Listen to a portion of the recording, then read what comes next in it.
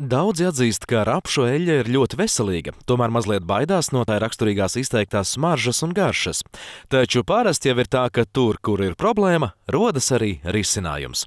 Latvijas daudznazaru uzņēmums Iecavnieks ir viens no lielākajiem rapšu eļļas ražotājiem Baltijā, tāpēc par eļļu tā darbinieki zina visu. Tā eļļa tiešām atšķiras ar īpašu garšu, tāpēc kā parastai rapšu eļļai piemīt krustdziežu smarža. Bet šitā eļļa ražota pēc speciālas tehnoloģijas, un to tehnoloģiju es izstrādāju savu maģistra darba ietvaros, mācoties Latvijas Lauksaimniecības universitātē.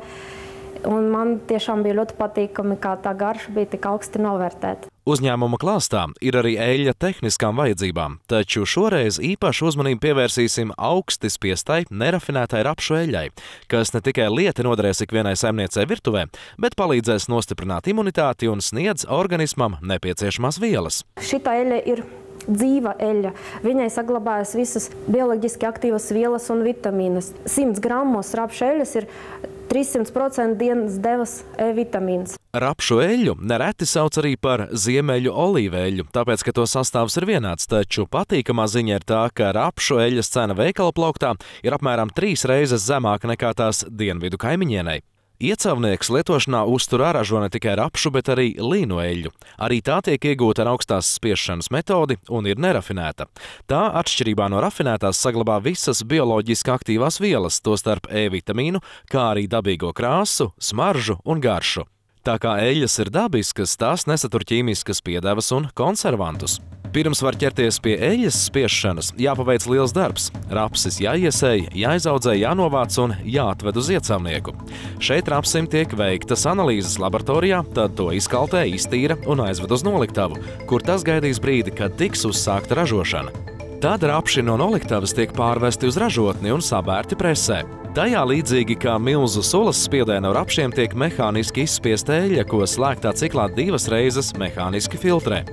Eļļas ražošanas ciklu kontrolē ar īpašām datorizētām pultīm. Pēc mehāniskās izspiešanas līdztekus augstvērtīgajai eļļai rodas arī rauši. Tie lieti nodara dažādu mājdzīvnieku ēdināšanai, sniedzot tiem pilnvērtīgu olbaltumvielu avotu. Rauši pa transporta caurulēm nonāk dzēsēšanas kolonnā un tad noliktavā, kur tiek safasēta lielos maisos un nogādāta pasūtītājiem. Savukārt pārtikai paredzētā eļļa tiek fasēta pudelēs. Ar uzņēmuma rīcībā esošo iekārtu var safasēt 160 000 pudeļu mēnesī. Vienas līnijas galā tiek uzliktas tukšās pudeles, kurās tiek automātiski iepildīta eļļa. Tad pudeles tiek aizkorķētas un tām tiek uzlīmētas etiķetes. Līnijas otrā galā darbinieces tās saliek kastēs, lai nogādātu noliktavās un pēcāk veikalos. Savukārt industriāliem nolūkiem paredzētā eļļa nonāk milzīgās mašīnās, cisternēs, lai ceļotu tālāk pie pasūtītājiem, kas ražo biodīzeļdegvielu, lopbarību un tiem, kas to vēlas rafinēt. Latvijā tapusī rapšu eļļa gājusi pie sirds arī mūsu austrumu kaimiņiem. Mūsu uzņēmums piedalījās pasākuma Rīgas markā.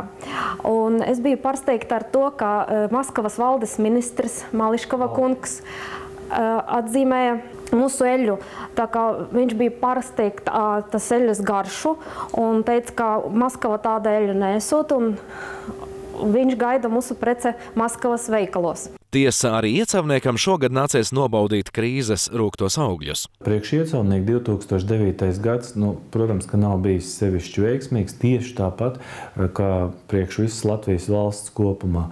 Jo daļai varētu būt, ka tā ir mūsu vaina, mēs esam iepirkuši savā laikā par daudz rapsim nokritās cena.